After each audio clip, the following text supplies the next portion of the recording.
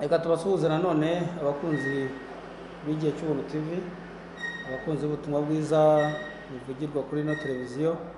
Turabasuhuje mu izina ry'Umwami wacu Yesu Kristo. Uwo muvugana ni Ego Daniel, muramenyereye hano abajya bakurikira kino kiganiro. Ndi kumwe n'undi mugabo, reka rero nawe yivuge. Yitwa Aime Rate Mugisha. Yego, tugiye gukomeza rero pariti ya kabiri y'ikiganiro twakoze ubushize. Twari turi mu kiganiro twibaza ngo ninde ubyarwa bwa kabiri. Ese umuntu aravugururwa cyangwa Imana irema undi muntu mushya?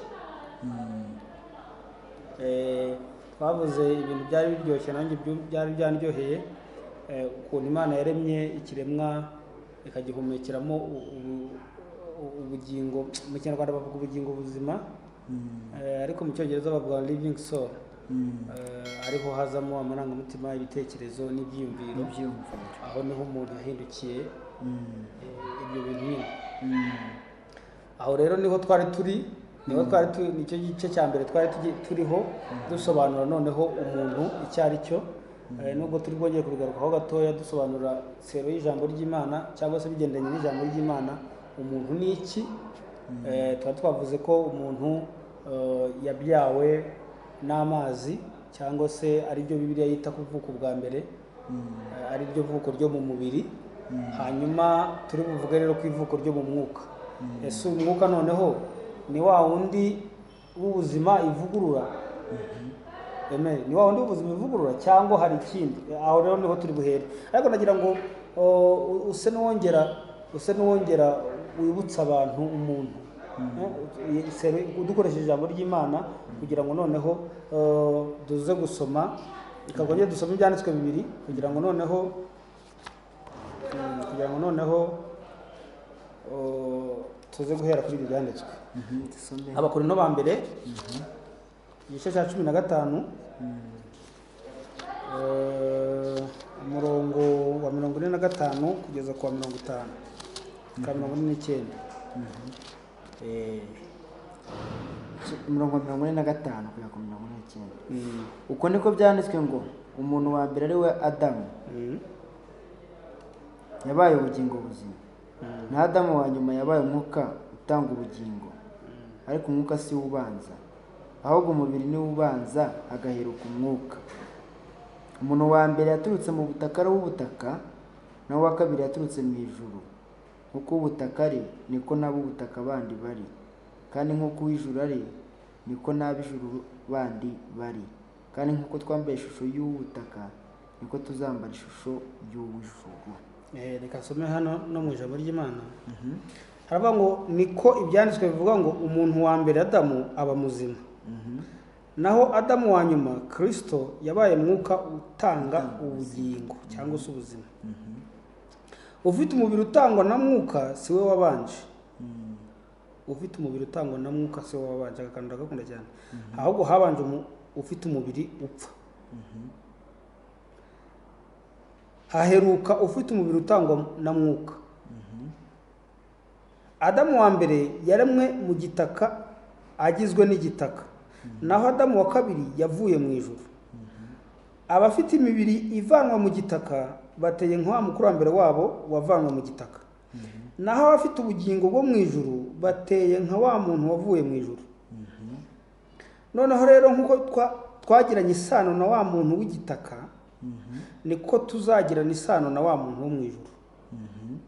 Nuko bavandimwe, icyo nshaka kuvuga ni iki: ni uko umubiri n'amaraso ntibibasha guhesha umuntu umugabane mu bwami bw'Imana, kandi ibibora ntibyamuhesha umugabane ku bitabora.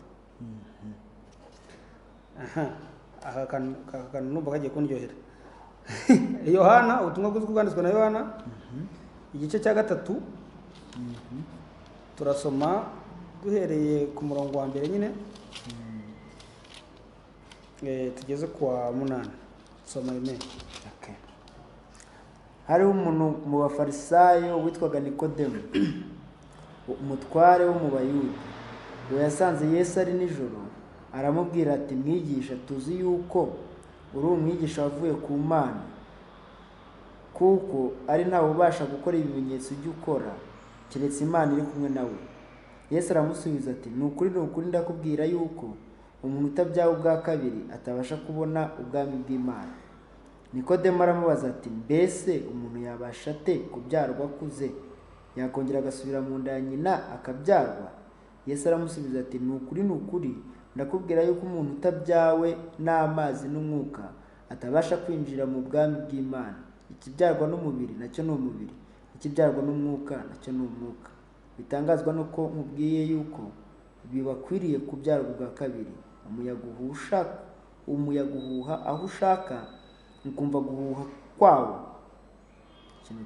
Usoma byitondera umugani wa Yohana. Usoma byitondera.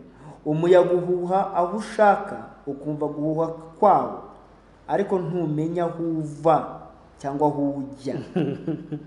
Niko uwabyawe n'umwuka wese amera. Nibyo. Ibintu biratangaje. Ndimo guseka. Usoma byitondere kabisa. Kuko noneho Nikodemo arabura iki? Yabyawe ubwa mbere. Yego. Arabura ubwa. Afite iki? Reka duhere. Afite iki Nikodemo? Ariko arabura iki? Afite Adamu wa mbere. Adagizwe n'iki rero? Kuko urumva ni umuntu urimo kuvuga. Yego. Uhumeka. Ugenda. Ufite ubwenge. Utekereza. Ufite amarangamutima. Uzi kurizona akamenya ibi ni byiza, ibi ni bibi. Yego. Ariko ntashobora kubona ubwami bw'Imana. Hari ikintu nakunze hano hambere navuze ngo mu Bakorinto ko yavuze ngo kanongeye masome kara akantu kanjye rwose kararyoshye. Reka wumve. Nikodemo niwe wuyu bavuze hano rwose. Naravuze ngo ufite umubiri utangwa na mwuka siwe wabanje. Urumva? Yes, yego. Ahubwo habanje ufite umubiri upfa. Yego. Ubwo niko Nikodemo ari. Yego, afite umubiri upfa. Hahera ku ufite umubiri utangwa na mwuka. Yego. Adamu wa mbere yaremwe mu gitaka, agizwe n'igitaka, naho Adamu wa kabiri yavuye mu ijuru. Abantu batandukanye. Totally. Hari uwavuye mu ijuru, hari n'uwavuye mu gitaka. Yego. Abafite kandi wavuye mu ijuru uri kuvugwa, wibuke ko ari Kristo. Yego. Duhere kuri ako ngako. Ko ari naho ni hano abwira Nikodemo kwanza. Nta muntu wigeze azamuka ajya mu ijuru keretse wamanutse. Aho wahita na challenging abantu ukabaza uti ko bajya bavuga ko Eliya na Enoki bagiye mu ijuru badapfuye. Icyo tukihore. Twikomereze. Abafite imibiri ivanwe mu gitaka bateye nka wa mukurambere wabo. Yego. Adamu. Bafite iki? Bafite ndasubwa mu 45 bavuga ngo umuntu wa mbere wa Adamu aba muzima, afite ubuzima. Yego. Abafite imibiri ivanwe mu gitaka bateye nka wa mukurambere wabo. Wavanwe mu gitaka, no kuvuga ngo bafite ubuzima. Naho abafite ubugingo bwo mu ijuru bateye nka wa muntu wavuye mu ijuru. Yes. Noneho rero nkuko twagiranye isano na wa muntu w'igitaka, niko tuzagirana isano na wa muntu wo mu ijuru. Nuko bavandimwe, icyo nshaka kuvuga ni iki? Nuko umubiri n'amaraso ntibibasha guhesha umuntu umugabane ku bwami bw'Imana, kandi bibora ntibyamuhesha umugabane ku bitabora. Kuko hano ndashakaga. Kandi bibora ntibyamuhesha umugabane ku bitabora. Nuvuga ngo kugira ngo umuntu ahabwe ibitabora agomba kuba afite umwuka utaboranye waturutse mu ijuru. Yes. None urumva Imana ivugurura umuntu ibigenza gute? Yemene ibyo shaka kugira ngo tuze gusobanura tuguje kuri point. Kuko ivugurura umuntu, uyu muntu ukizwa akavuka ubwa kabiri, niho twatangiriye ninde? Kugira ngo tuze no kureba noneho uburyo Imana ibyara uwo muntu. Ese ibyaye imushyira he? Buretse gato. Yego. Ubundi Imana ni iki? Umwuka. Okay. Imana ni iki? Umwuka. Ubivuze ko n'iby'ibyara umwuka. Kwanza n'ibyanditswe niko bivuga muri mu Baheburayo. Igice cya kangahe? Cya kabiri. Imyuka. Igice cya 9 cyangwa ni cya 10? ngo cya 12 cya 12 umurongo wa 5. aha karise w'imyuka. Imana ntabwo ari se w'imibiri, nta nubwo ari se w'ubugingo, ahubwo ni se w'iki? Imyuka. jyayo wasomye.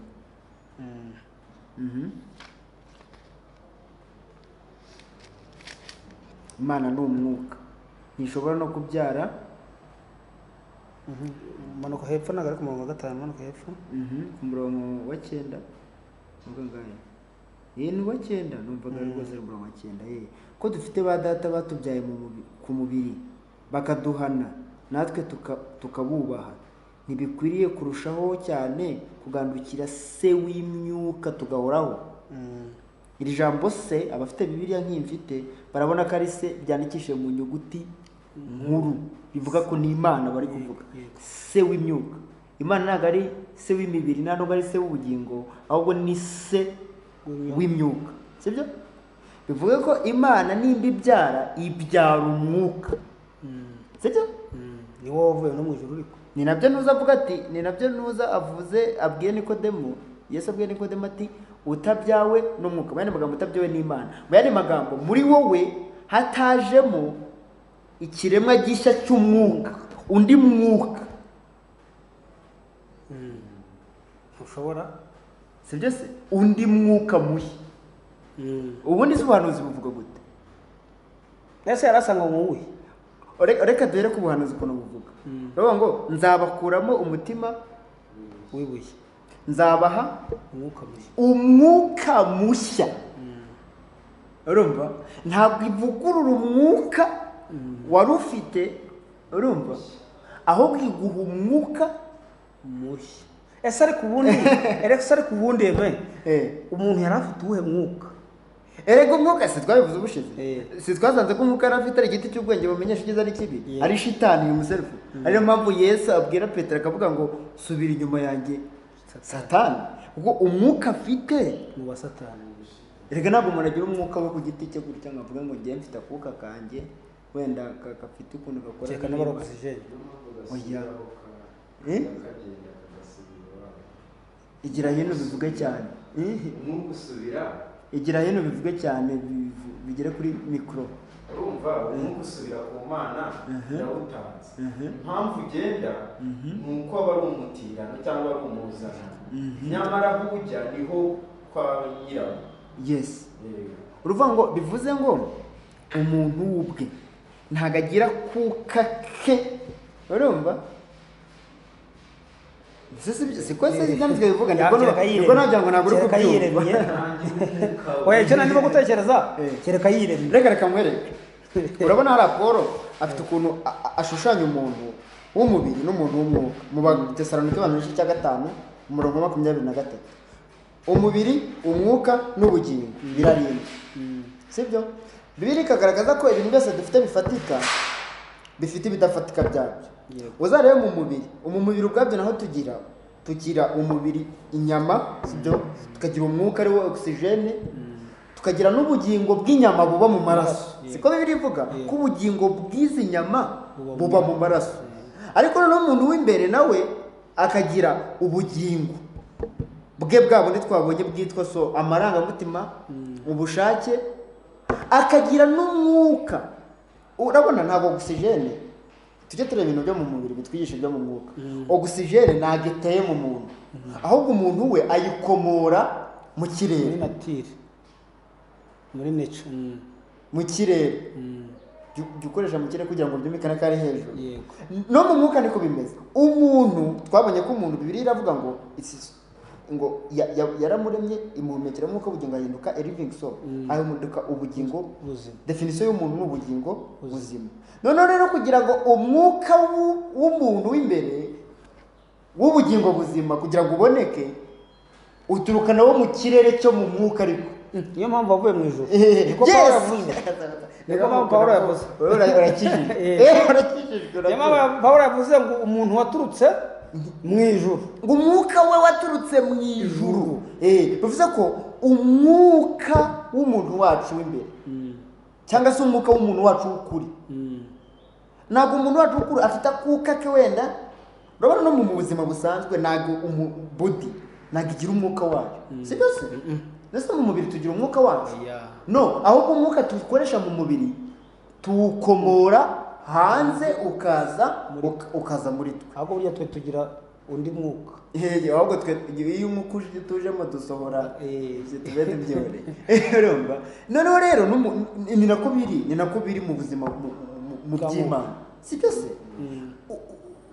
umuntu w'imbere aragira umwuka yida w'Imana cyangwa se agira umwuka wa shitani ni nayo mpamvu nk'uko umuntu adafite ogisijeni aba atari muzima ahubwo buriya siyo mpamvu haba hariho ibiti bibiri mu Edeni hariho ikimenyesha icyiza n'ikibi hakaba n'icy'ubugingo si byo se nyine niyo umwuka winjira kandi umwuka usohoka ni umwuka mubi igiti cy'ubwenge bumenyesha icyiza n'ikibi yego Imana sego wagira ngo hari n'uri kubyemera ndabyemera nese Imana iramubwiye ati Eyida urarya kuri kiriya cyangwa urye kuri cyangwa urapfa nurya kuri kiriya dore uzapfa kandi ntabwo gupfa avuze kuko hari abantu kubera shitani kubera kuducanga mu mutwe iteka iyo twumvishe gupfa bifatwa nk'uko kankoresha ijambo ry'icyongereza umfashe kurishakira ikinyarwanda kitomoye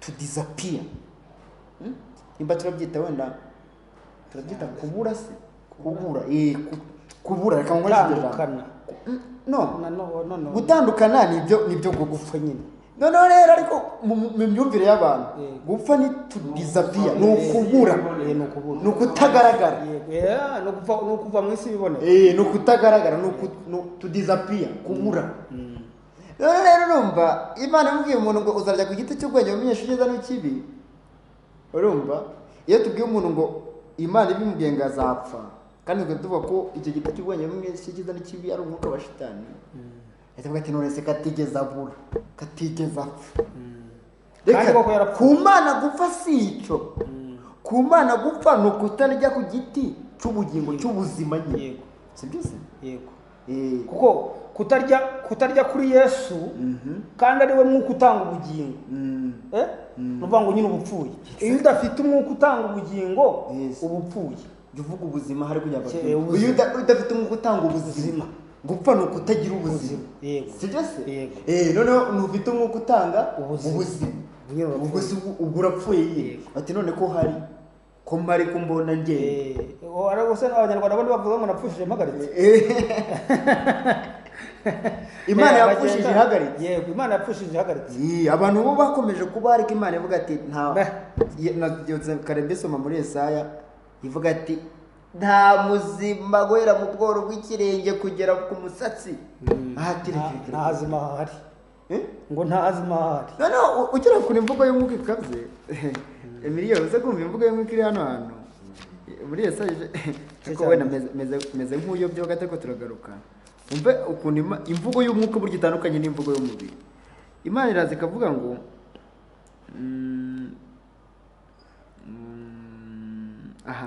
ngo nimwumve ijambo ry'Uwiteka mwa batware b'i Sodomu mutega amatwi mwumva amategeko y'Imana yacu mwa bantu b'Igomora sibyo iri kubwira abantu b'i Sodomu n'Igomora nyamara Yesaya ahana ngo ibyo Yesaya mwene Amosi yeretswe ku murongo wa mbere nandi gusoma umurongo wa 10 sibyo none umva umurongo wa mbere ngibyo Yesaya mwene Amosi yeretswe ku ngoma ya Uziya no ku ya Yotamu no ku ya Ahazi no ku ya Hezekiya abami b'Abayuda urumva ko Yesaya ibyo ari kwerekwa n'iby'Abayuda ariko Imana igiye kubabwira bati mwabatware b'i Sodomu n'Igomora urumva ko Imana yita Sodomu na Gomora ntabwo ari ahantu n'uwo mwuka n'uwo mwuka w'Isodomu n'Igomora urumva rero n'Imana imvugo y'umwuka niba ivuze gupfa ntabwo ivuze to disappear ivuze uwo mwuka w'urupfu uwo mwuka utagira ubuzima uko kuba umuntu ariwe adafite ubuzima adafite igiti cy'ubugingo adafite Yesu atera buri mu kwezi niyo aho ngaho hari umuvana witwa kandi n'uburyo uvuga ati ubumuntu nyabumuntu Imana yashaka kugira buri muri Kristo Yesu ubundi ubumuntu nyabumuntu buri muri Kristo Yesu. kandi koko iyo usomye mu gitabo cy'Abaheburayo mu gice cya 2 haravuga ngo aho Imana yavuze umuntu ariko ngo tubona Yesu. Niwumva ko ubumuntu nyamuntu bufitwa na Yesu nyine bundi ngenya ntango urugero kuri ako kantu kajya gusa gutyo nk'aka gatajya avuga nkavuga ni bundi Adamu ni nka Sofiya ntabwo we twafata nka cya Sofiya ntabwo ari umuntu ntabwo ari umuntu ni ikiremwa kuko umuntu wabayeho ni Yesu umuntu niwe wujuje ubumuntu. iki kintu iki kiremwa kizi icyiza kikamenya n'ikibi ntabwo wakita umuntu wakita umuntu uteze kandi kizi icyiza kikamenya n'ikibi kandi umuntu Imana yaremye yaravuze ngo iki kiremwa kandi kizi icyiza kikamenya n'ikibi kandi umuntu Imana yaremye yaravuze ngo ntagazi ngo yaramubuje kurya ku giti kimenyesha icyiza n'ikibi uve ko umuntu n'utazi icyiza ntamenye n'ikibi uwo niwe muntu sigese n'utazi icyiza ntamenye n'ikibi uwo niwe muntu ubundi.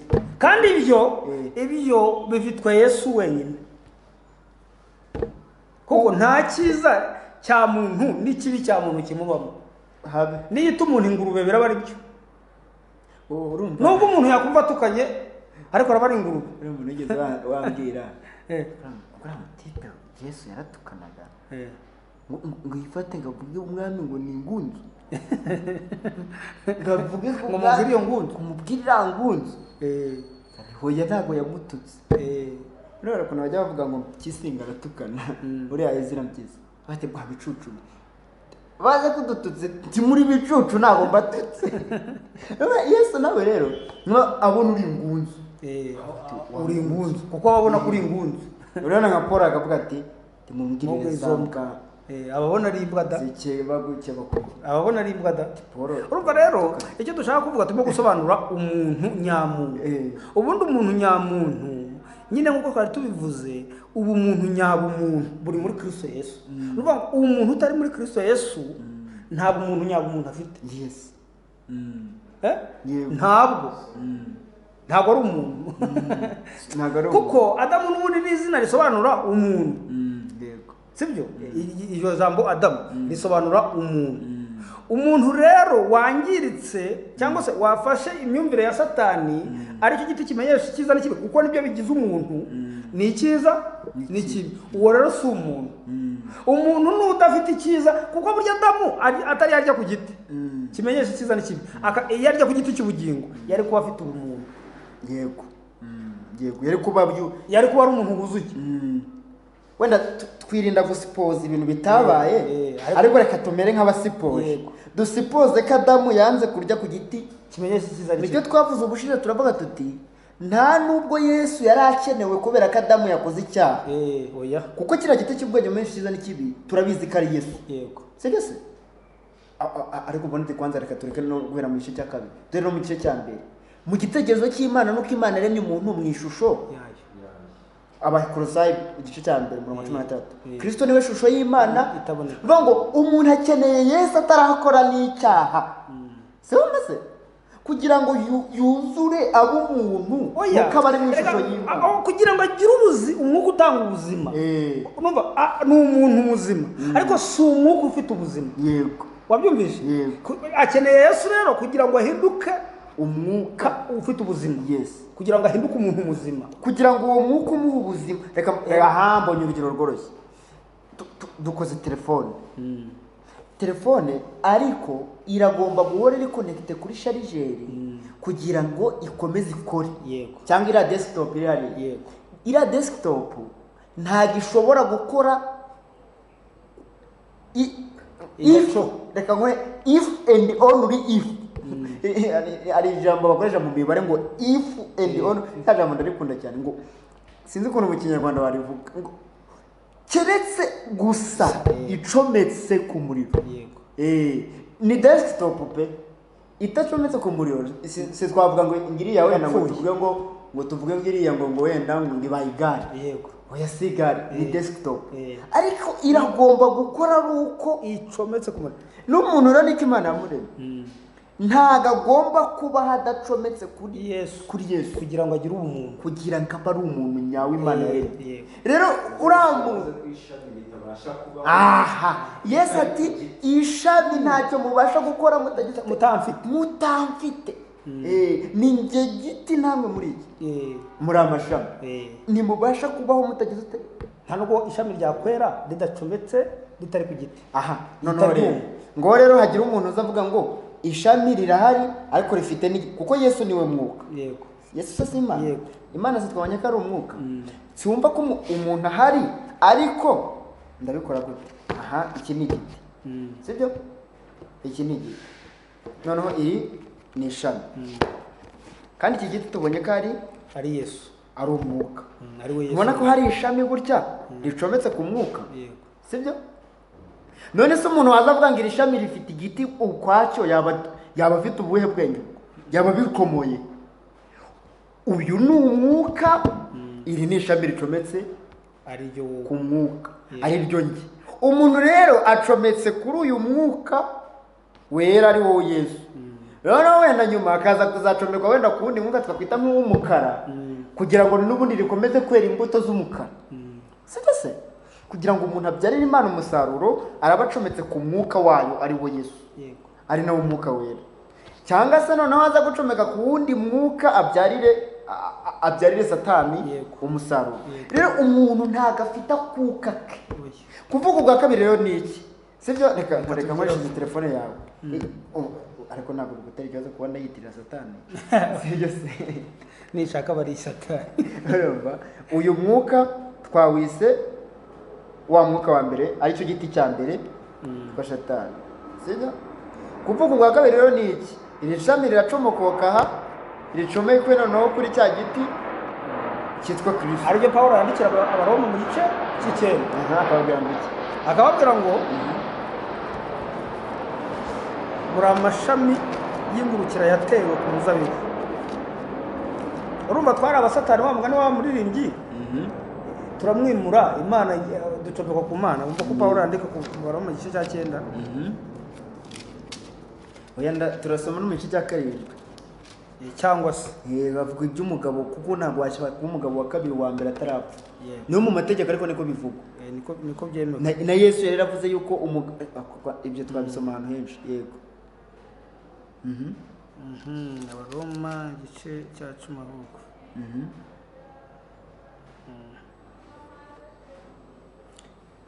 Umurongo 11 ndabaza nti mbese Imana yaciye ubwoko bwayo? Reka da, kuko nanjye ndi Umwisirayeli mu byaro rwa Aburahamu mu muryango wa Benyamini. Imana yaciye ubwoko bwayo yamenye kera.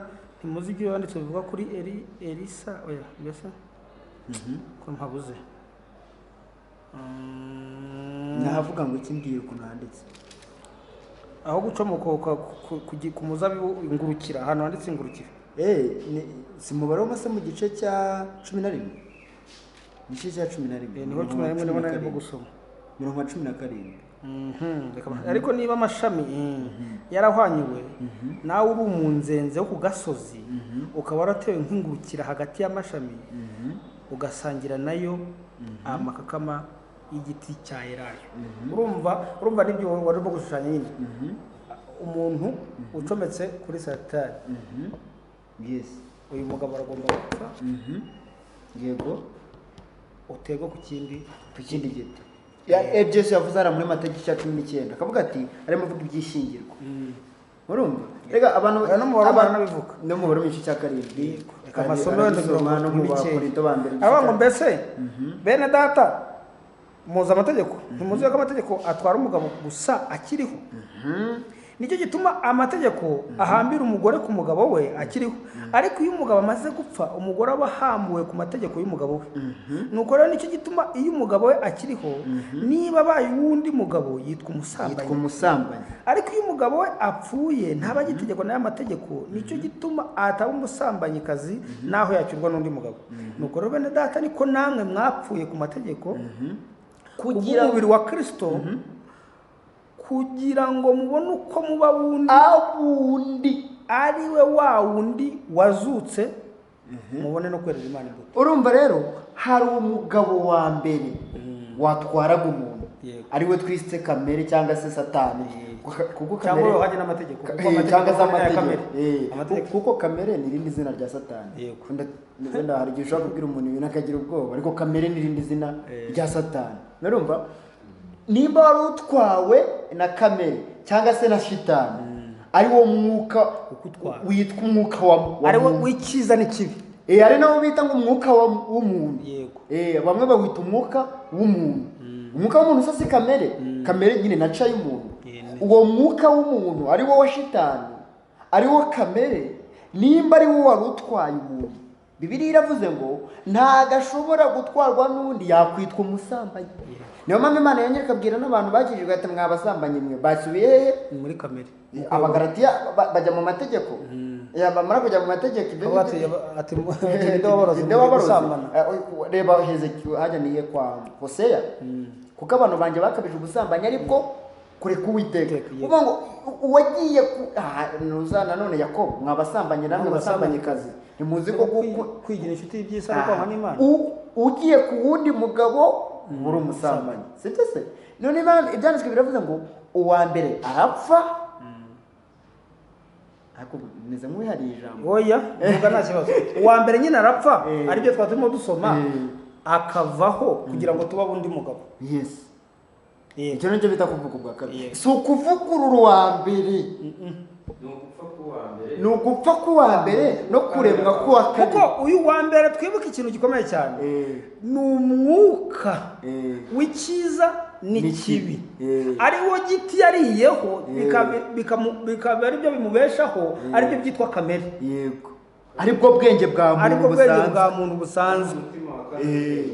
yego, utera kwagwa n'Imana, utera urupfu. nyine uko kuyoborwa n'ikiza n'ikibi bitera urupfu. kamanze mbere kuri ako kantu muvuze ngo umutima wa kamere utera urupfu, si byanditse mu Baroma mu gice cya 8? uriya mutima wa kamere bavuga, hari igihe abantu bazi ko wenda ari umutima gute, uyu ni umwuka, ni spirit, ni spirit y'ikiza n'ikibi. nibyo wenda tuze kwasoma muri King James mvuko wanditse umutima wa kamere, kaze masome wumva ukuntu wanditse. umutima wa kamere ni mind, ni spirit. baze kudusomera n'ubundi ukuntu dukizwa mu mwuka w'ubwenge bwacu. Yes, aha no mu 6. umva ukuntu handitse ngo for the carnally minded is death. imyumvire, imitekerereze, amarangamutima asanzwe ya kamere ari kano y'umubiri, ngo ni urupfu. mu Kinyarwanda bavuga ngo itera urupfu, ariko hano baravuga ngo is death, ni urupfu bwayo. urumva ko ni uwo mwuka utekerereza ibintu mu mubiri. yego, hari nawo shitani. shitani nta kindi kintu yakoreye umuntu kugira ngo atangire arebere ibintu mu mubiri. bavuga ko upfa agahita yumva kujya rusororo, bavuga ko byara agahita yumva kujya muri materinete. niho yumva ikiza n'ikibi, nyine niho yumva ikiza n'ikibi. bavuga ngo umuntu avuga ati hari umuntu wansekeje mu minsi ashize, ni umugabo nyine yarakijijwe, noneho umugore we aramubwira ati uri imbwa we, biriya bintu wagiyemo. maze aramurata ko buri ibintu uvuze ati kuko wowe uri kumbona ubona ndi imbwa. wowe ntabwo areba ibintu mu mubiri, aravuga ati buri n'umuntu ibintu ari kureba. umugore yahise agira ubwoba, aravuga ati n'umuntu ashobora kuba afite ibindi myumvire yagize ntazi, ntabwo akirebera ibintu mu mubiri ngo umugore aransuzuguye, arantutse, arareba akavuga ati uyu mwuka ubimbwiye ntabwo nawuseka. ni kureba neza nimba ari kubona akabona ndi imbwa bigeze. wamugana wa musaza niwe wavuze ati uzi kwitegereza, ngo bamwise ngo uri imbwa, ati iyo umuntu anyise imbwa, ati ndavuga ngo uzi kwitegereza ngahita nigendera. kubera yuko uyu mwuka rero nimba tuwufashe for sure, tukavuga ngo niwo tugiye kongera tuwuzane mu bukirisitu, ndakubwiza ukuri ntabwo twaba dufite ikibazo. ukizwa ntikwabaho. none se waba ukijijwe iki? ko dukizwa kamere, none se yaba igihari ubwo twaba dukijijwe iki? Bibiliya ivuze ko uyu mwuka ari urupfu ubwawo, kandi Bibiliya itwereka ko dukizwa iki? urupfu. aho rero aho twari Nikodemu yabajije ngo mbese uko ngana niho nasubira mu nda ya mama nkavuka. urumva ntihabaho gusubira mu iyo nda, ahubwo habaho kuvuka kuremwa bushyashya. yes aha Yego. ako kanavuze urakumvise ubanza Hariho utakumvise gusubira ntihari gusubira muri iyo nda yitwa kamere muri iyo nda ko wavutsemo kandi ibyo ngibyo rwose aravuga ngo ntibishoboka ko winjira mu bwami bw'Imana.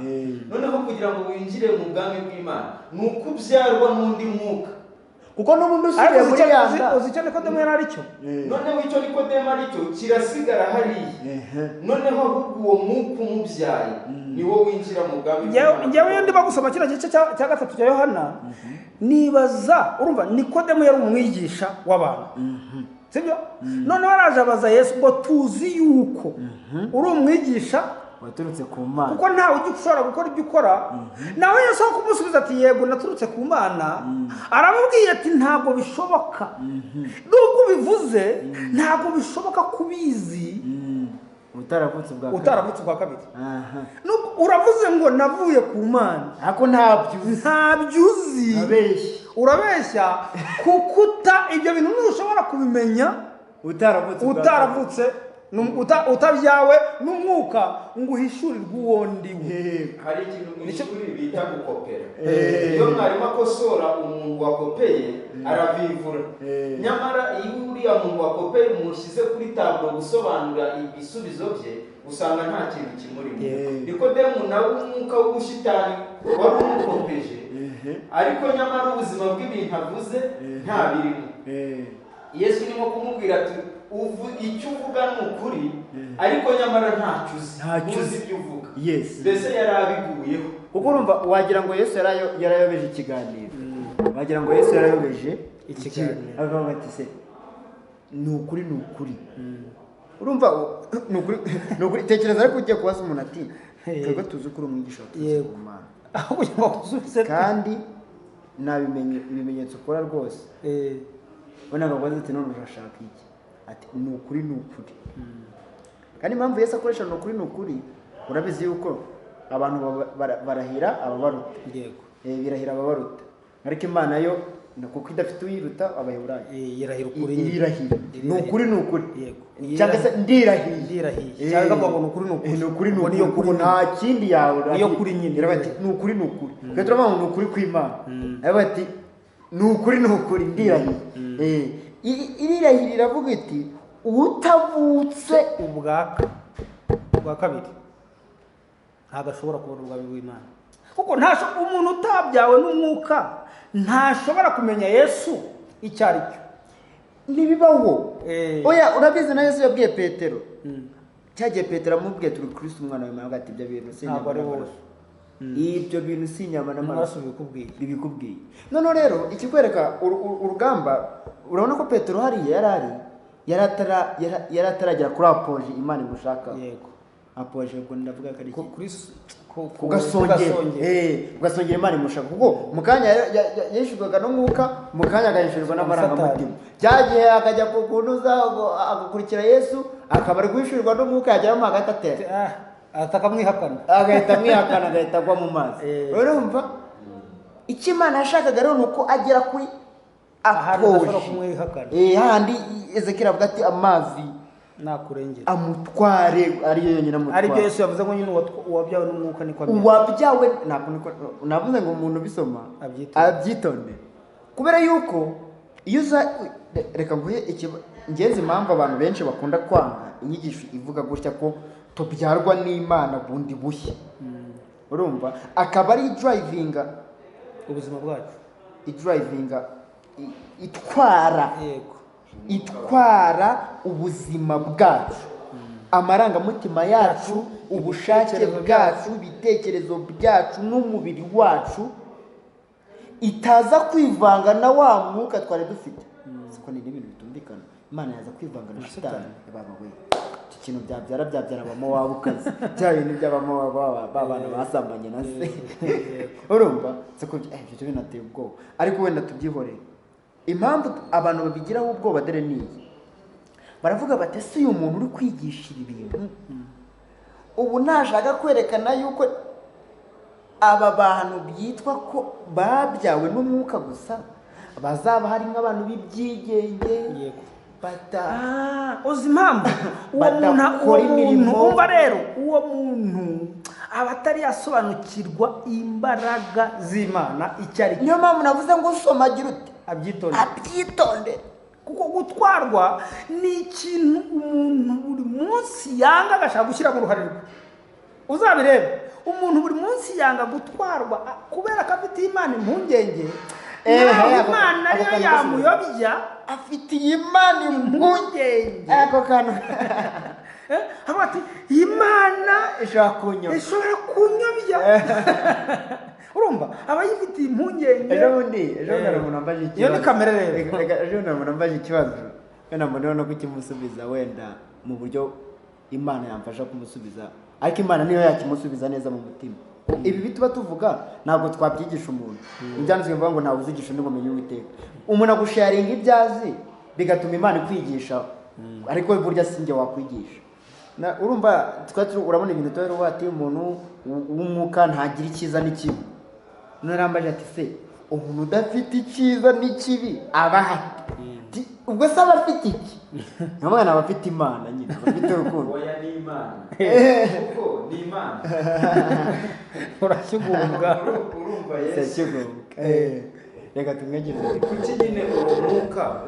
Kuki Imana itigeze ivuga ngo kuki Imana ibwira Aburahamu yamubwiye urubyaro nkivuga umwe niko Bibiliya ivuga. Kuki si Imana yo yaremeye abo bantu muri Kristo n'ubundi nk'umwe? Nuko ibyo bitekerezo byihariye Imana gusa. Ni Imana gusa. Nukuvuga ibyo kandi umuntu yibwira wa wundi wa mwuka utera urupfu w'umutima wa kamere ni urupfu gusa. Ariko nyamara Imana yo ibyo yibwira yahamije ko ibyo yibwira atari nk'iby'abantu.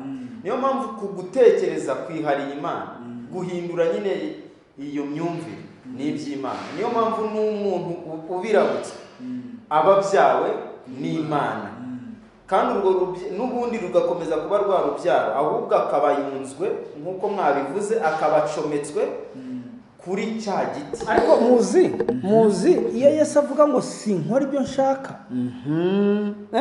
nuvuga ngo Yesu nta bitekerezo afite bya muntu. Hari ukuntu bajya bavuga ngo ntabwo dukijwe ngo tuba robo, biriya gitekerezo ni icya shitani. Simvuze ko tuba robo, urumva, simvuze ko tuba robo, ariko nanone ntabwo dusigara nyine. Reka gato mwumve ikintu ugiye kuvuga.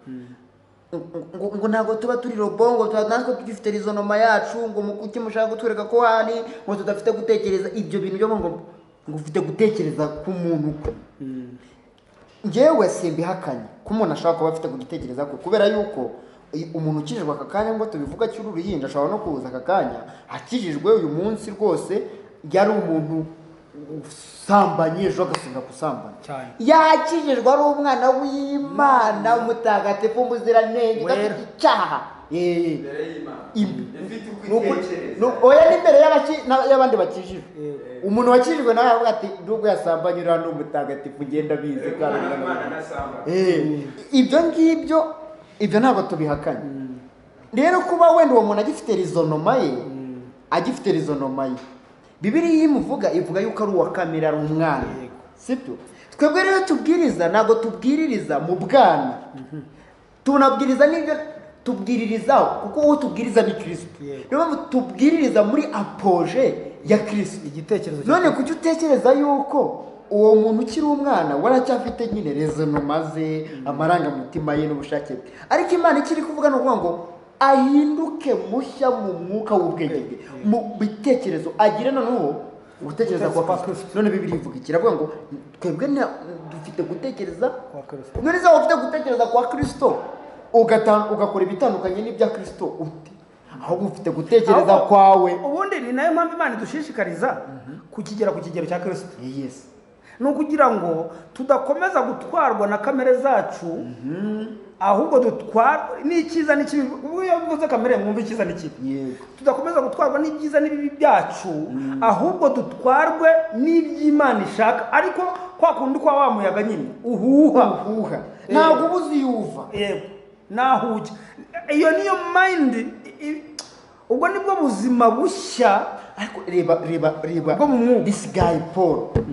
this guy Paul akaba avuga ati rero njyewe nirata ko bankubise ingahe nirata ko narohamye inshuro zingahe nirata ko nashonje ubundi ibyo ni ibitekerezo by'ubupfu utekereje ku bantu bavuga ati uyu ni umusazi nyamara ahubwo we nibyo kubera ko umuyaga we nimba umuhuhiye mu nga yego ukamuhuhira mu kurohama no mu gusonza ntabwo tuzi iyo uvuye ntituzi n'iyo umwerekeye kandi niyo mpamvu kubera ko ari umuyaga wamujyanye niyo mpamvu atwandikira akavuga ngo mwishime iteka reka mvuga noneho nk'akantu gashobora no gucanga abantu mu mutwe reba Hoseya utwawe n'umwuka Imana ikamubwira ati rero Hoseya genda ushake maraya genda iri joro uzana inda ego tuvugishe Imana inyoboye ni icyiza ni kinyuze sinajya Imana ikwiye kubwira iti turakwiye kuba abantu bayoborwa n'umwuka batayoborwa n'ikibazo kuko ubu aka kanya Imana inyoboye ndababwiza ukuri Imana inyoboye aka kanya ikambwira ati emera njye nkayumvira nkagenda nkajya mu migina nkazana indaya iri joro mukaza ejo mugasanga ndi kumwe nawe mushobora kunca sibyo mushobora kugira ute kwaguca kandi Imana y'ubwayo niyo yayoboye Hoseya sibyo se none iyo Hoseya atayumvira ku bantu yari kubakoze neza ariko ku Mana yabakoze ishyano ntabwo ari icyaha yabakoze ishyano agahuma munwa sakirirego urumva gutwarwa n'Imana nk'umuyaga kuyoborwa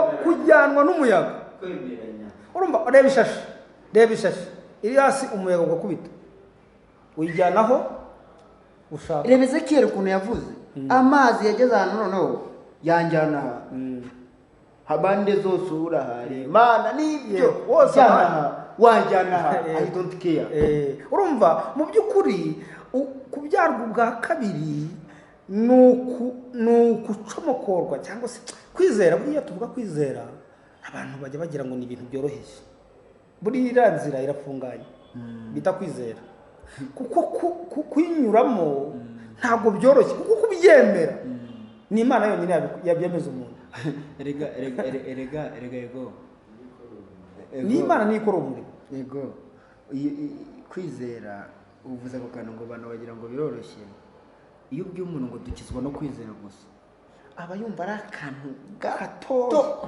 kwizera byonyine se ko nizera kwizera byonyine nibyo bidukiza ahita yumva ari nk'akantu kamanje kabi cyane kadashoboka kamanje kandi umuntu ntazi uburyo yahenebereye buriya biterwa n'ukuntu umuntu atazi ukuntu yahenebereye kugera ku kigero gutwarwa n'Imana bitashoboka uretse gato noneho kugera ku rwego n'abizera abenshi barinda bapfa batari bizera batari bagera ku kigero cyo kwizera ni ukuri kw'Imana buriya tumenyaho akantu gato reka guhe urugero buriya kwizera turamutse tubyumva aka kanya twizera ko umugabo hajya nako ako kagero nakaguhaye twizera yuko abaganga bashobora gufata umugabo bakamuhindura igitsina bakamugira umugore situbyizera se tubona n'abantu bagiye bahindurirwa amasexe bakaba abantu batandukanye ariko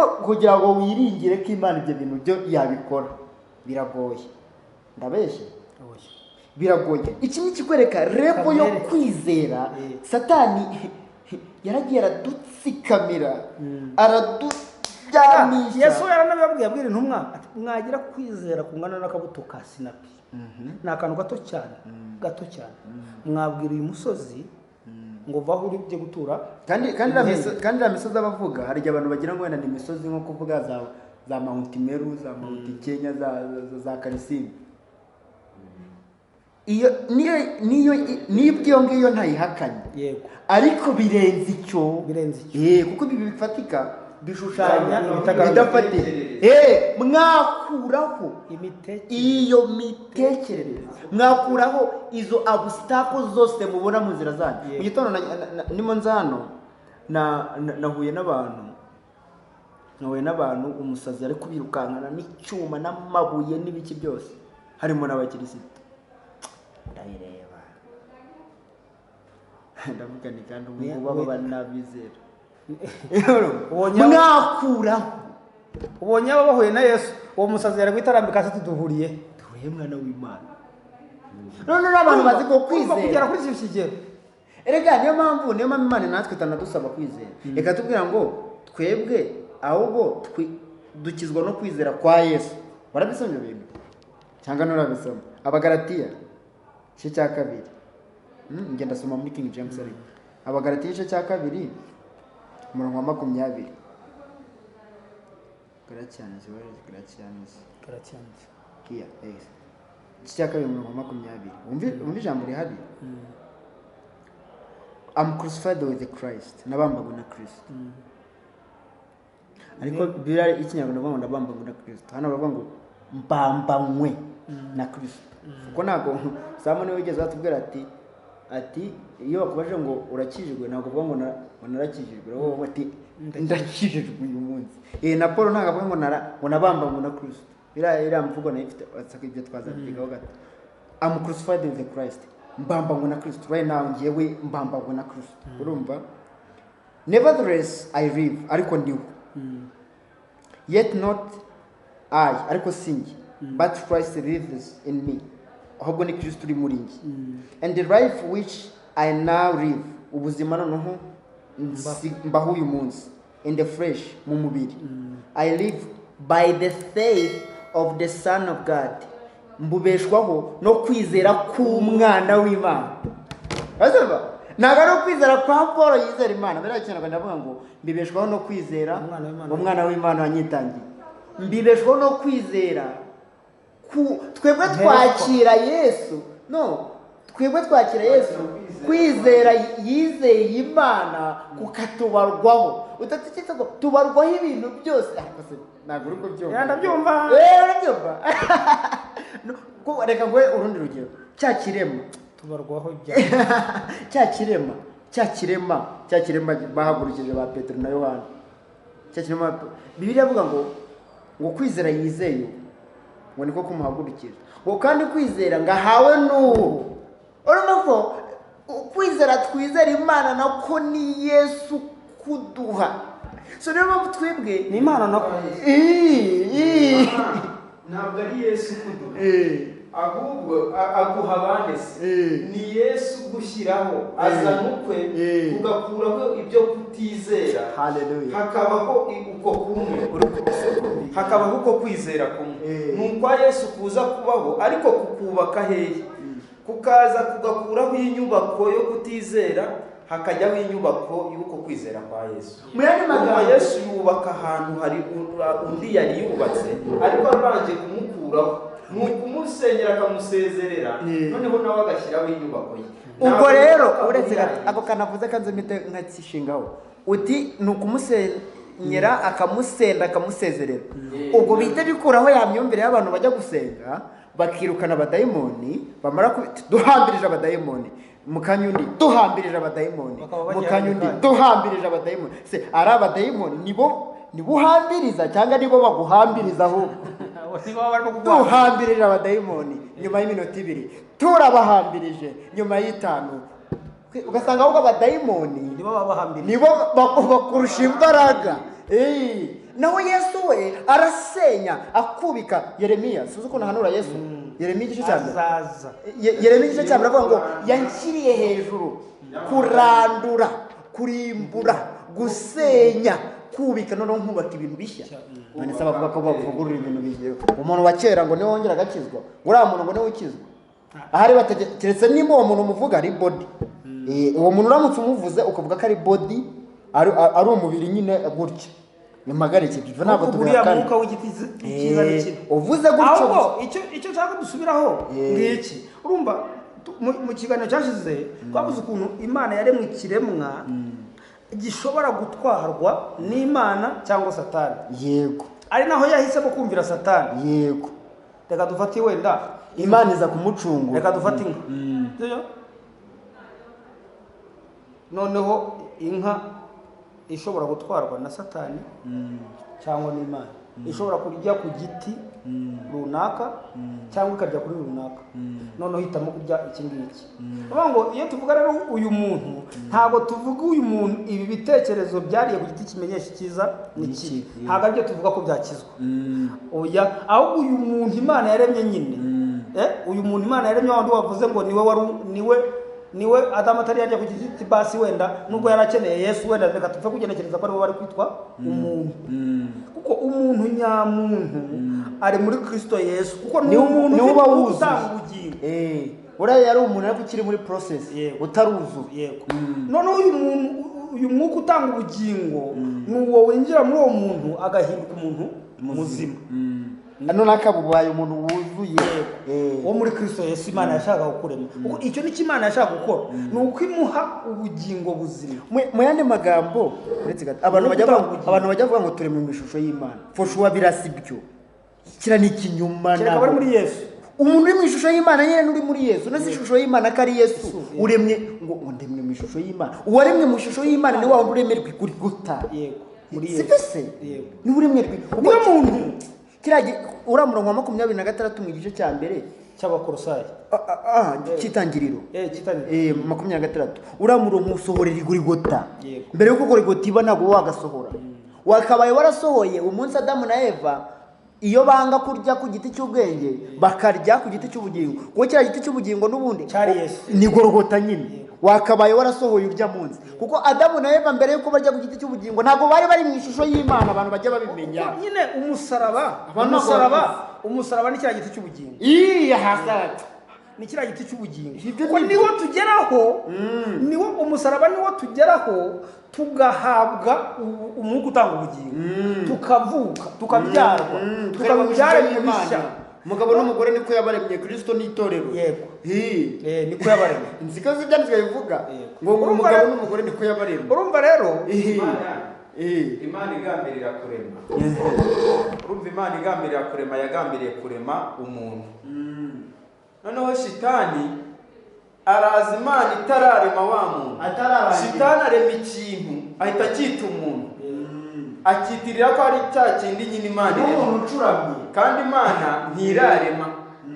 Ahubwo Satani afashe ikintu Imana yagambiriye, atereka shyireho ikintu nkite cya kindi Imana yagambiriye, cyitwa umuntu, kiragenda kigira imitekerereze nk'iyo ngiyo. Noneho umugambi w'Imana wo wari ugikomeje.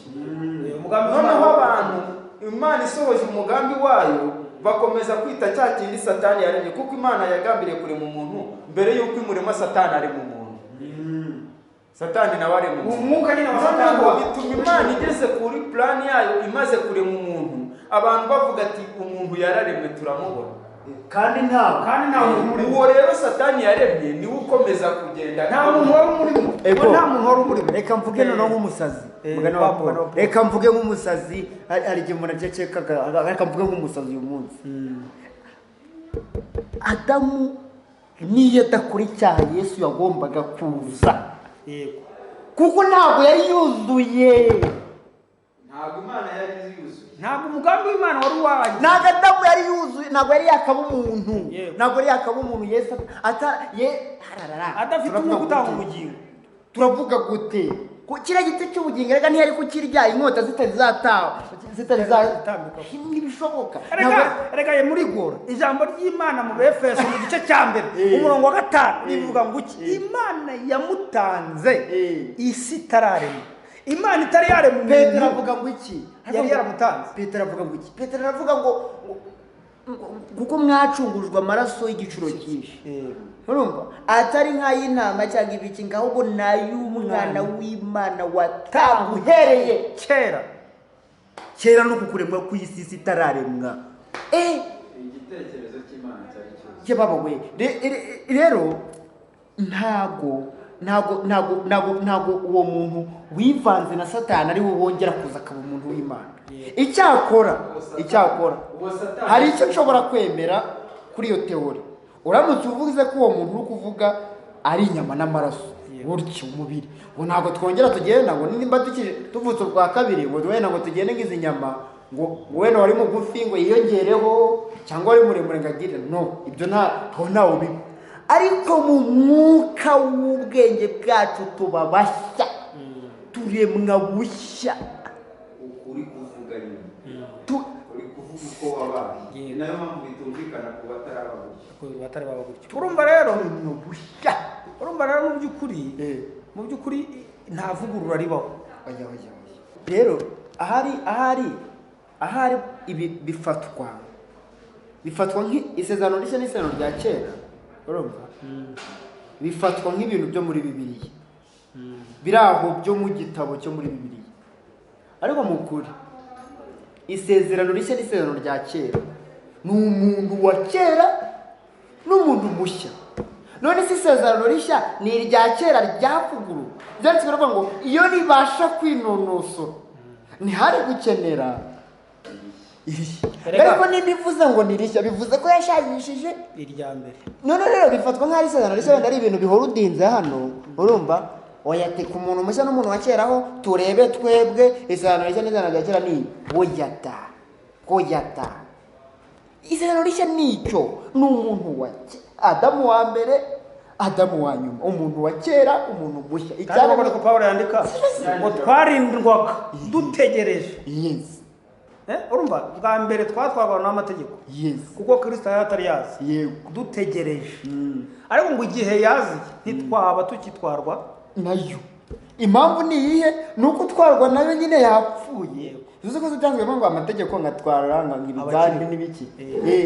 Muri Timote no haranga bakiri.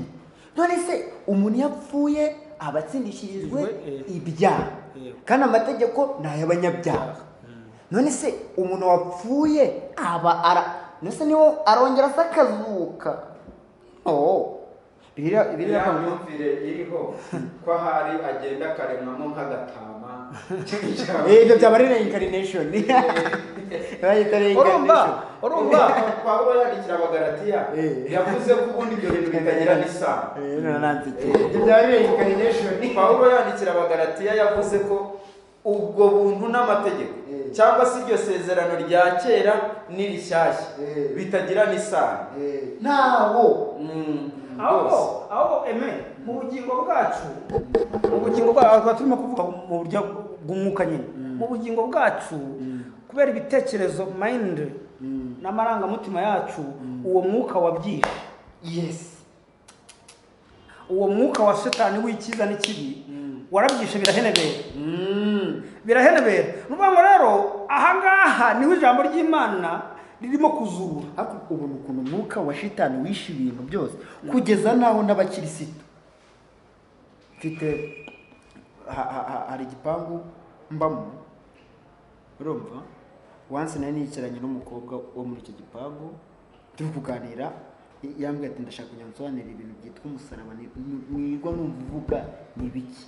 Turicara duhera nka saa moya tujya nko mu masaha 4 z'ijoro saa 5 gutyo. Ndimo bimusobanurira. Noneho hakaba hakurya hariyo abandi bantu barimo bagenda barimo babona cyuma tuganira. None arambwira ati uri kubona bari abantu ukuntu barimo kutureba bakaryana inzara. Ati buriya bati urwanya inkoyoyo.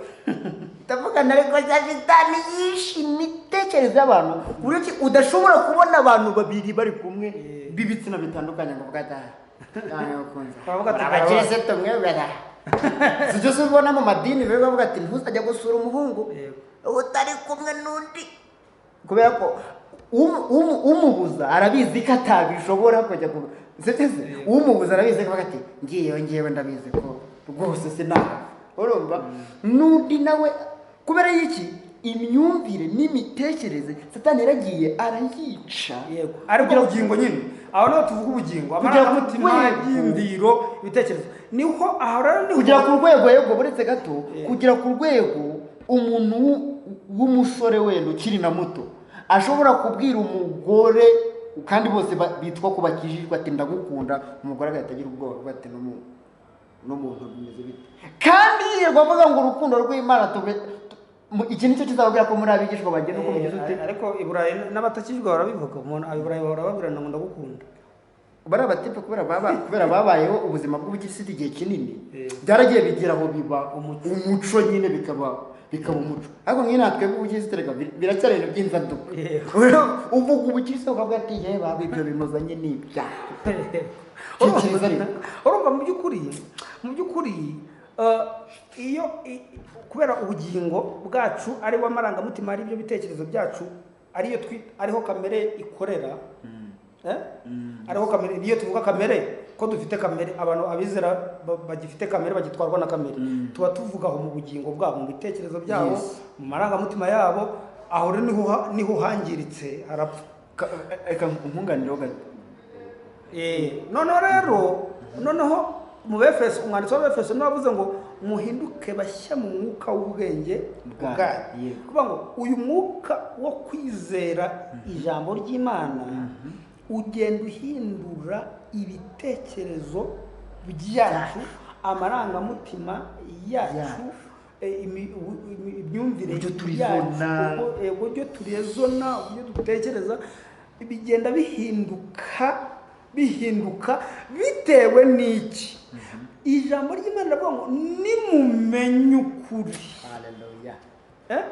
ukuri kuzababatura nuvuga ngo noneho uko kumenya icyiza n'ikibi kuri mu muntu kubaturwa no kumenya ukuri umuntu abajije ngo muri Kristo Yesu mwamuzi iki mpita nkubwira ngo tubamenye ukuri tumenye ukuri nyine ubwo nibwo bumenyi muri Kristo Yesu bamenye ntibamenye icyiza ntibamenye ikibi bamenye ukuri uramfashije nicyo umuntu abazi amenya ukuri noneho uko kuri kugakorwa yego ureke gusohoza umurimo wako noneho ugasohoza umurimo wako rero uko kuri gusohoza umurimo wako aho rero niho bita gutwarwa kuba ubundi nawo wa muyaga Yesu yavuga aho niho bita gutwarwa rero niho kuba rero aho ngaho umuntu utabizi ubundi aho gutwarwa naho kubera ni muri uko kumenya ukuri kubera ko kamere yafashe ibitekerezo buriya hari igihe njya ntekereza ku kamere yacu yafashe ibitekerezo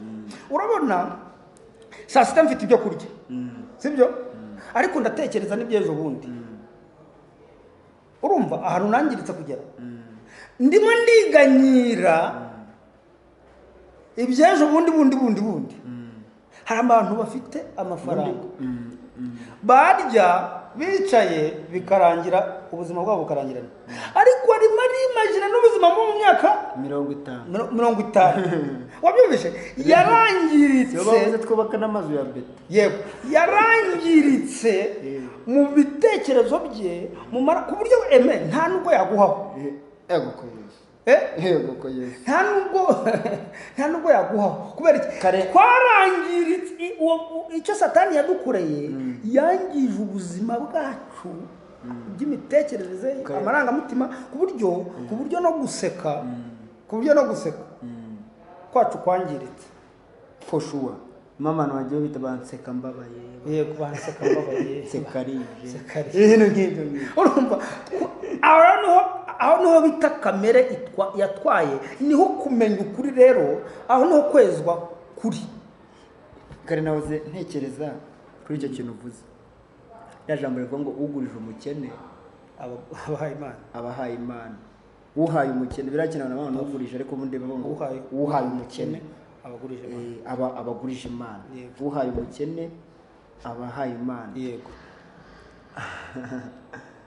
ndavuga nti iri jambo bizwi bifatwa nk'aho gufata nk'umuntu wenda ugiye kuburara ukamuha ibiryo sibyo simvuze ko ari bibi nanjye ndabikora mfite ibiryo nkabisangira na bene data bandi ariko hari ikindi mbereye kuba mu rugo buretse gato ariko manze wumva kana nagiye kuvuga ariko ndateganya navuga nti ibi biryo niyo naguha ikamyo ndakubwiza ukuri byashira ni ukuri kw'Imana ego ngubu mbonye wagize ibibazo mu rugo iwawe nkazana ikamyo y'imiceri n'amasukari n'ibiki nkashyira mu rugo wahimbaza Imana ukavuga ati data aragibutse ariko byashira ndabeshya cyashira wabirya umwaka wabirya byari icyo nzicyo byashira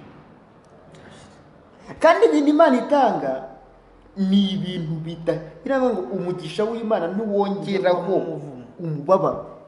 Noneho biriya bintu naguhaye bishobora no kukuviramo indi mibabaro myinshi. umuntu aragufasha uyu munsi ukishima, ejo mu gitondo byashira agahinda kakagaruka. Icyo ni ikikwereka ko ngo agahinda gashira akandi gashibuka. iriya jambo rero ngo uhaye umukene aba ahaye Imana, urahita wumva ko birenze kuvuga ngo ni nk'umuntu amasukari. Ikintu ushobora guha umuntu ukaba uhaye Imana ni ukumuha ubutumwa bwiza. Kuko bera abakene bavuga hariya ni bandi baharirwa abakene mu mitima, kuko abo ngabo aribo bazagira ute ikintu rero nahoze mbireba nyine kare ndi kureba uwo musazi wari watesheje abantu umutwe. Ikintu cyonyine ushobora guhisa, nzamuka hariya hepfo muri bwa bujagari buri hariya ndeba abantu bikoreye imitwaro, ugasanga umuntu arakeneye cyane. Narebaga abana murabona ino minsi abantu batsinze ibizamini, abana bajyaga bambwira bati ubu twatsinze ariko tugiye kujya muri nayini nta mafaranga dufite. Ejo bundi abandi bavuyemo ati ngiye guhita nishakira umugore ndi kubona nta kazi nk'abandi. Wumve kamere yageze ku rwego ifata muri sayidi zose z'ubuzima, financially bwose. Ibibazo by'ubukene buri ku isi, ndakubwiza ukuri nuko nta butumwa bwiza buhari. Ikintu ushobora gutuma narebye ndavuga se aba bantu bose nk'ubu mana wama amafaranga angana iki kugira ngo mbaba abantu bake. Sanga ikintu cyonyine nshobora gufasha abantu ni ukubaho ubutumwa kubera yuko reka ngoye nk'urugero, reka bawitonze mbere y'uruduko. Uramutse ufashe abantu bari ku isi n'amafaranga bafite bakamenya ubutumwa bwiza kugera ku kigero nyacyo, ako kantu mpamvu nkogeyeho. Kuko n'ubu ngubu aba bari mu butumwa bwiza bashobora kuba bayafite, harimo abantu bo mu butumwa bwiza bayafite ariko akiri ayabo, atari yaba y'Imana. Tutari twagera ku cyicyo kigero nyine ko ibyacu bibi by'Imana. Ndakubwiza ukuri uramutse ubutumwa bwiza bufasha isi yose bukagera ku kigero Imana ishaka, nta bukene bwawe. None se ni gute umuntu umwe wo muri Amerika wenda urugero cyangwa wo mu Rwanda, kandi ndavuga no mu Rwanda, ashobora gutunga igihugu cyose ayo mafaranga akaba yafite wenyine? Ubwo se hari ikibazo cy'ubukene cyangwa hariho ikibazo cy'icyaha? Navugaga nti uwakemura icyaha yaba akemuye byose. Umva aka kantu ugiye kukubwira, mu bintu byose byaremwe ku isi tujya turwana no kuvuga ngo tudinde ikirere tugire ute ibintu bitafishira ku isi. Nta kintu na kimwe kiri Imana yaremye ku isi kigize kivaho, kuko ibintu biriho ni ibitaka. Nuvuga ngo ni ubutaka bafata bagakoramo inzu bigahirima bikajya mu mazi tukayanywa tukarya dongo ni sayiko. Nta kintu na kimwe kiri ku isi ko nta gishya gihangwa kiri ku isi. Rero ubukene buvahe, ubukene nibwo buhangwa. Ikintu nari ndimo nanga urugero nyine nkomereje kuri rwa rugero ngiye gutanga. Ndimo mbona nk'ubu ngubu uyu mwana ureba hano kamere iberamo, umuntu agera ku rwego tuvuga wenda kamere imutwara nko ku rwego rw'ubusambanyi, akabyara abana ntacyo azi akagira ute, abana bagakura bakarerwa nabo kwa kundi, agasanga umwana yakuze atabona ibiryo atabona n'amashuri, nawe akumva ariko igisubizo nuko ahita ajya kubyara abandi. N'iki kubera iki? Ntabwo afite control y'Imana. Kubera iki? Kamere yarangije. Niyo mpamvu Imana itaza ngo ifate ya kamere ubutumwa bwiza. Yesu icyo yaje gukora kandi nta kindi cyakica kamere kereka ubutumwa bwiza. Ni nayo mpamvu kumenya ukuri ari ukwica kamere. Kumenya ukuri, urumva ngewe njya ntekereza, kandi si ntekereza ku bandi, ntekereza nanjye ubwanjye ukuntu umuntu ikigero cyo kwikunda umuntu ariho. Uzi ko yeme ibintu byose uba wumva ibyiza byawe ibyawe. Urumva umuntu ahantu ageze, urumva ibyiza byabaye ibyawe. Nuvuga ngo yarangiritse umuntu ku buryo ibintu byose yumva ejo narebaga umwapotere umwe arimo yigisha ngo babandi ngo b'inshuti ngo babandi bakuryarya ngo batari inshuti sinzi ibintu ari kuvuga ibintu bisa gutyo na gutya ngabona ibimana ngazanga ikagira ute ngo bagukureho abana ko se ibyanditswe rero ngo mukunde n'abandi abanzi banyu ubwo mubasabire none iyo mana mu rukundo rw'Imana umbe hano kamere yageze wumve mu rukundo rw'Imana aho ahantu rutandukanira n'ibya kamere mu rukundo rw'Imana ego ngewe biravuga ngo kubwo gukundana umuntu ashyira imbere mugenzi we ngewe nakwishimira yuko ugira inzira ebyiri ntayo ndabona ubundi niko byagumye kugenda noneho reka nkwereke niyo wakora semina zo kwigisha ibintu nk'ibyo ngibyo ukazikora ntabwo byashoboka niyo mpamvu ikiba gikwiriye kumenya ubutumwa bwiza nta kindi bukora buri muntu mushya uwo muntu mushya niwe utikunda nibyo umuntu mushya niwe utikunda reka nkwereke ngewe nabona ahantu ubutumwa bwiza bukomereye uzi ko uhura n'undi muntu wenda wakurushije kumenya ibindi bintu urumva cyane cyane byo kwezwa nyine byo kubaho ubuzima busanzwe wowe utarabyumva yabikubwira ugahita uvuga ati ibyo nibyo ahubwo ndasaba umwami Yesu ibyo bintu nanjye abimpa bitandukanye n'abantu ba kamere ahubwo iyo umuntu yumvisha muri uyu nabaga atarandenze kabundi kariya ko ubutumwa bwiza dukwiriye bakundwa badukurikiye dukwiriye ubutumwa bwiza nibwo bwarangiza ikibazo isi ifite cyonyine ni ubutumwa bwiza bwonyine reka rero tubasezere tuzakomerezeho ubutaha tuzakomeza kuvuga kuri uno muntu kuko hari icyanditswe tuzaheraho ubushize kivuga ngo iyo umuntu ari iwacu mu mubiri aba ari kure y'Imana abagenda ayoborwa no kwizera atayoborwa n'ibyo areba icyo nacyo tuzagisobanura iyo umuntu ari iwacu mu mubiri icyo biba bishatse kuvuga bayi rero duhanwe umugisha n'Imana amen murakoze